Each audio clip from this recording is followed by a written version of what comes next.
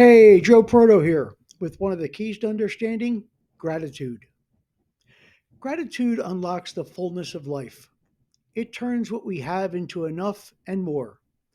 It turns denial into acceptance, chaos into order, confusion into clarity.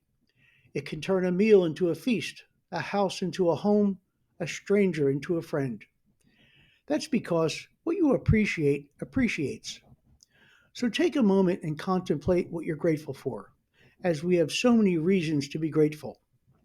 Not only is it harder to be hateful when you're grateful, gratitude will give you more patience, understanding, compassion, and peace of mind.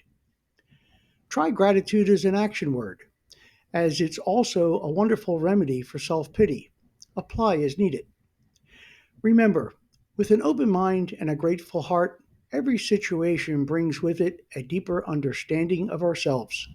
Enjoy the day.